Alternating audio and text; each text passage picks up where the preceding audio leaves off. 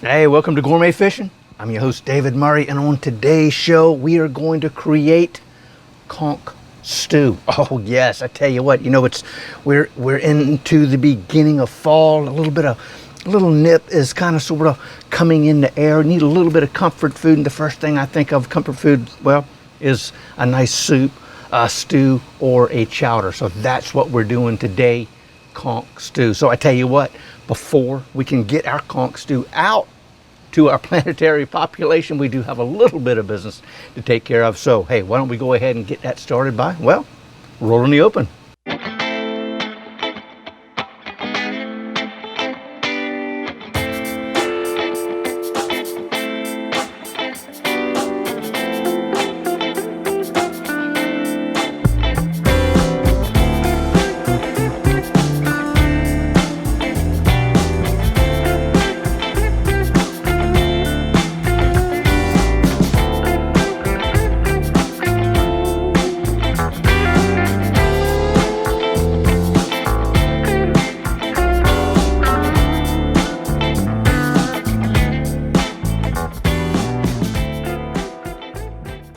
All right, it's time to begin our comfort food, our conch stew. Now, we've got a pretty nice little array of ingredients that are going to be going into our stew. We got some butter, carrots, onion, bell pepper. We've got some celery, a little bit of fresh garlic. We've got conch right here that we actually have ground in the meat grinder. We've got some bay leaf, salt, pepper, we've got clam juice, tomato juice, we've got diced tomatoes, we've got a little bit of oregano and some cayenne pepper. So I tell you what, let's get rolling. I'm going to move a couple of these out of the way just like so. We're going to get going by, let's see here, we're going to turn this up to about medium. I'm going to take a stick of butter just like so. Put that in there. Oh, there we go. Yes, sirree. Start melting. Start getting things going good. Grab a spoon. I want that spoon. Yes, sir. Just like so. I'm going to get that all melted down. And I tell you what, we're going to come in now and we're going to, yep, that's good enough. It's all going together anyway. I'm going to take, we've got three pieces of conch that we, like I said a second ago, that we put in the meat grinder and ground it up. We cut it in little small pieces, put it in the grinder, boom. You know, hey, that's the best way to tenderize it. Now, right here, I've got 2 carrots that I've diced, and bring that in there. I've got, you're supposed to use a large sweet onion. I couldn't find a large sweet onion, so I got, I guess you could say a medium and a half sweet onion. Got those diced up. And what I've done with the dicing is I tried to keep all the little dices about the same size so they kind of sort of cook together and at the same speed, so to say. And this is 1 bell pepper, the same. And right over here, what we have are 3 stalks of celery that we've grated. That's going to break that down. I'm not a huge fan of the texture of diced celery, so that's why I did that with the grater. So, and right here we've got 2 cloves of garlic that I ran through the little hand garlic press and got that just so it'll just kind of break up and release its lovely flavor throughout. So here we go. I'm gonna bring this heat back up a little bit. I didn't want to burn anything. How we doing? There we are. You're coming here at about a medium heat right now. So I'm gonna cover this. I'm gonna make sure it's not gonna burn, and we're gonna, over a medium heat, we're going to saute everything down. We're not going to cook it so it changes color. We want it to be the same, you know, just sauteed and get everything kind of nice and beginning to get soft. That's what I'm trying to say. Yes, sirree. So give this a nice final turn, just like so. Now we're going to cover it, wait 10 minutes, and then we'll get back into completing our conch stew. I tell you, it's not too tough. It's a fairly quick dish. So I tell you what, we're going to take a real quick 10-minute break. Oh, yes, look at that. Oh, man. Oh, it smells awesome, too. It smells good by it. Put some of that on some toast or something. Just joking. No, it has been right at about 10 minutes, and the carrots are soft, which is a good sign. I'm going to turn this back up just a tad. Yes, we're going to get it rolling. Look at that. It instantly did a little bubbled up. Now, we are moving on to, oh, yeah. Did you notice by magic, wooden spoon showed up? Anyway. So now we're on to our second stage of our stew. And I do believe I forgot to mention earlier when we talked about the ingredients that we need some diced potatoes. And that's what we've got right there. So, tell you what we're going to do. We're going to come in. I'm going to actually add my potatoes first. Just like so. All right. Yes. Look at that. Perfect little sizes. Oop. Don't want to lose you. Okay. Get these kind of combined in there. All right. Now what we've got, what I'm going to do next. Let's add some, you know what? Yes, let's add our spices. We've got a cayenne pepper and some oregano. We got 2 teaspoons of the oregano and 1 teaspoon of our cayenne pepper. So get that there. We have 1 nice size bay leaf is going to go in. I'm going to come in and add us, some salt. Not too much. We'll be able to adjust that at the end when we plate it up and give it a little bit of a taste. I'm just come in here again with a little bit of black pepper. Get 2 little pinchfuls there.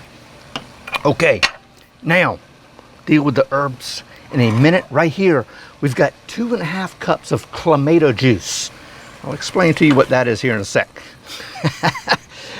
Now we've got a can of diced potatoes and their juices, just like so. Oh, yes.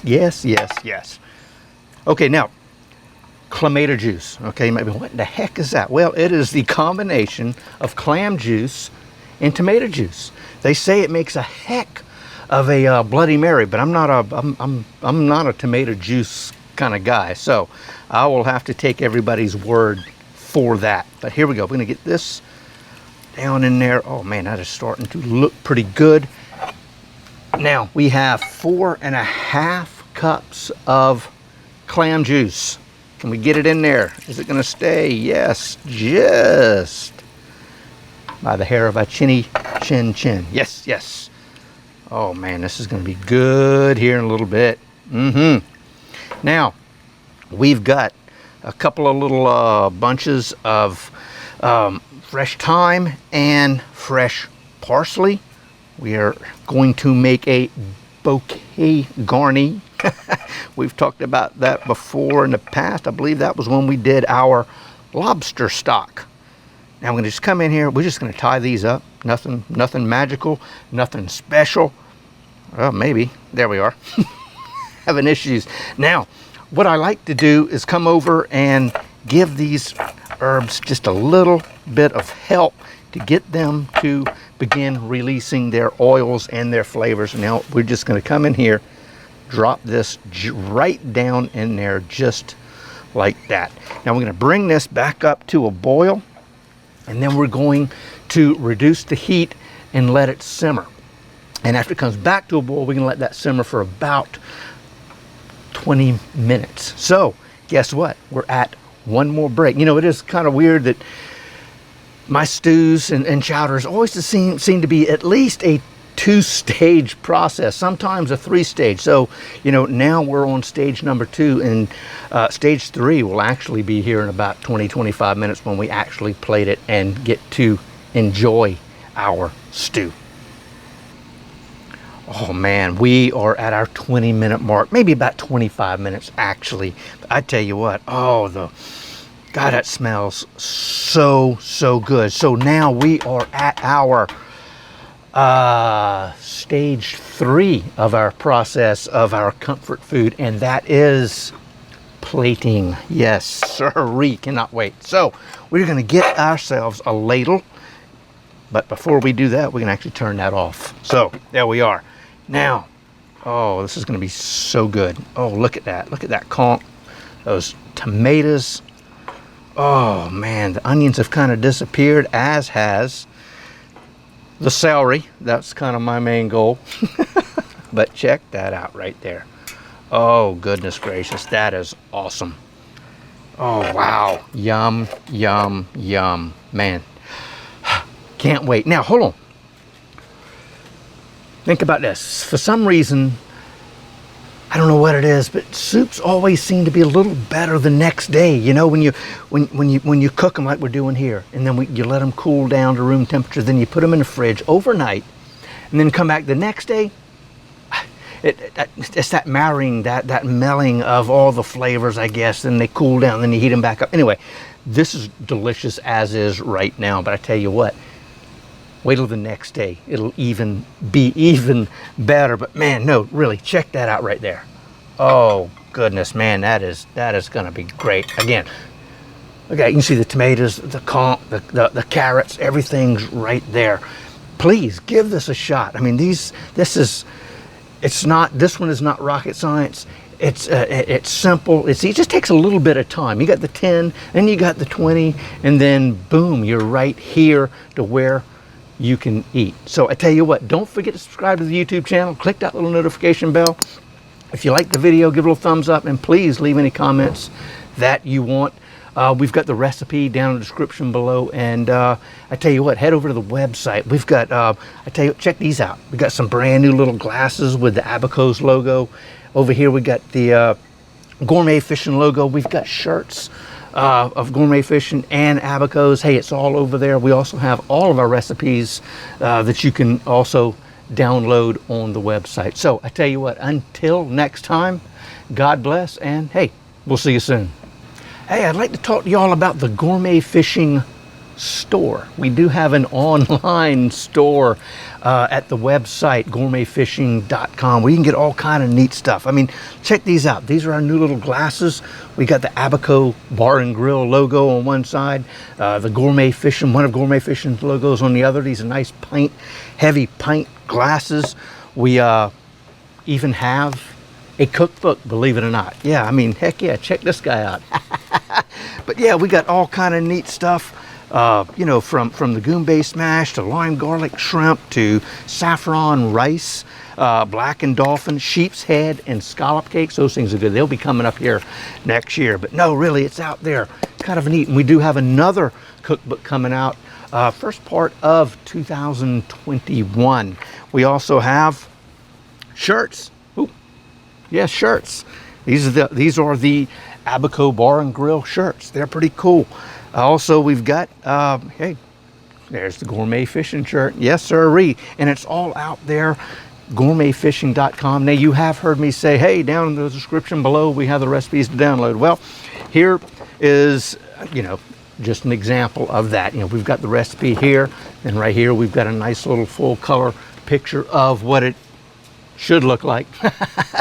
But, you know, this is, this is page 5, this is page 4, so it's not just the recipe itself. There are other things involved, and they're, you know, as part of the download. So I tell you what, please go ahead and take a look at the online store, gourmetfishing.com, and what's neat there is we also have all the recipes, like I just showed you, out there for everything we've done for you to download, and links back to the YouTube channel. So I tell you what, please give it a little a chance. Go take a look at it. I would appreciate it. And hey, until next time, God bless, and well, we'll see you then.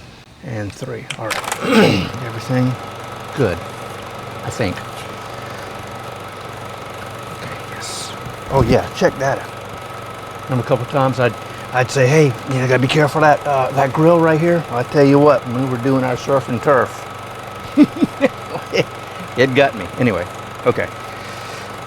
All right, so, all right, rock and roll. Rock and roll.